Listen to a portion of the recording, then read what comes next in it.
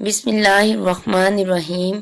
شروع اللہ کے نام سے جو بڑا مہربان نہایت رحم کرنے والا ہے۔ السلام علیکم اسلامک اردو پوائنٹ کے ناظرین، امید کرتی ہوں کہ آپ سب لوگ خیریت سے ہوں گے۔ ناظرین، آج کا جو ہمارا ٹاپک ہے پیشاب کا بے اختیار نکل جانا، بے خبر پیشاب نکل جانا یا سوتے میں پیشاب نکل جانا اور پیشاب کے قطروں کا آنا، جس کی وجہ سے وضو رہتا ہے یا نہیں رہتا، اس بارے میں ہم بات کریں گے آج کی ویڈیو میں۔ تو آپ نے اس ویڈیو کو مکمل دیکھنا ہے۔ تو ویڈیو کی طرف بڑھنے سے پہلے آپ لوگوں سے التماس ہے کہ ہمارے چینل کو سبسکرائب کر دیں اور اس ویڈیو کو اپنے دوست احباب کے ساتھ شیئر کر دیں۔ دینی حوالے سے اور دنیاوی حوالے سے دونوں طریقوں سے آپ کے ساتھ شیئر کریں گے کہ پیشاب کا بے اختیار نکل جانا، اس کے لیے کیا میڈیسنز ہیں اور کیا ان کا استعمال ہے، اور دوسرا وضو رہتا ہے یا نہیں رہتا پیشاب کے قطروں کے نکلنے کی وجہ سے، اس بارے میں بھی مکمل طور پر بات کریں گے۔ آج جو ہم چیز ڈسکس کرنے والے ہیں وہ ایسی تکلیف ہے جو ہماری خواتین کو تنگ کرتی ہے۔ یہ عموماً خواتین کے ساتھ ہی مسئلہ ہے اور وہ اپنے معاشرے کی وجہ سے، حیا کی وجہ سے اکثر نہ کسی کو یہ تکلیف بتاتی ہیں، اور جب بتاتی نہیں ہیں تو اس کا علاج نہیں ہوتا اور خواہ مخواہ اپنی ساری زندگی تنگ ہو کر گزار لیتی ہیں۔ یہ بیماری بے اختیار طور پر چھوٹے پیشاب کا نکل جانا، یہ جو تکلیف ہوتی ہے اس کی دو بڑی وجوہات ہوتی ہیں۔ ایک تو یہ کہ ہمارا مثانہ تیز کام کرنے لگ جاتا ہے۔ جو انسان کا مثانہ ہے وہ 150 سی سی یعنی اس میں آدھا گلاس پانی ہو اس میں، تو پہلی دفعہ دماغ کو پیغام بھیجتا ہے مجھے خالی کرو، اور اگر فیلنگ ہو رہی ہے پیشاب کرنے کی، اگر اس کو روک دو تو دوبارہ اگلا پیغام مثانہ بھیجتا ہے جب تقریباً 300 سی سی یعنی ایک پورا گلاس پانی مثانہ میں موجود ہو، اور دوسری قسم مستورات کا مثانہ جو زیادہ پیشاب رکھ سکتا ہے۔ ٹوٹل کیپیسٹی مستورات کے مثانہ کی تقریباً آدھا لیٹر ہوتی ہے یعنی 500 ml ہوتی ہے، اور عورتوں کے مثانہ میں اس بیماری یا تکلیف کی وجہ سے ان کو بار بار جانا پڑتا ہے۔ اگر کوئی مرد یا عورت 24 گھنٹوں میں 8 سے زیادہ مرتبہ پیشاب کرنے کے لیے جا رہا ہے تو اس کا مطلب کہ مثانہ تیز کام کر رہا ہے۔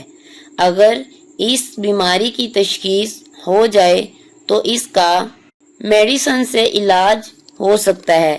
پاکستان میں بہت اچھی میڈیسنز موجود ہیں۔ بہت تھوڑے مریض ہوتے ہیں جن کو میڈیسن سے آرام نہیں آتا، تو ان کے لیے پھر میڈیسن سے علیحدہ علاج کرنا پڑتا ہے، جو کہ وہ بھی پاکستان میں موجود ہے، جو ایک انجیکشن ہے جو اس بیماری کے مریض ہیں ان کو لگایا جاتا ہے۔ ان کے لیے بوٹوکس کا انجیکشن ہوتا ہے۔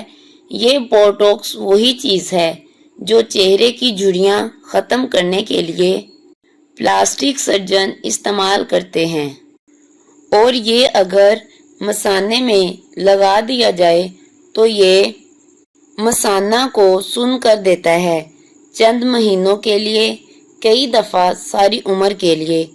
جیسے مریضہ خاتون کا بار بار پیشاب خطا ہونا اور بار بار پیشاب کی حاجت ہونا ختم کر دیتا ہے۔ تو یہ تھا میڈیسن سے علاج۔ اب ہم بات کریں گے کہ پیشاب کے قطروں کا بار بار آنا اس وجہ سے وضو رہتا ہے یا نہیں رہتا۔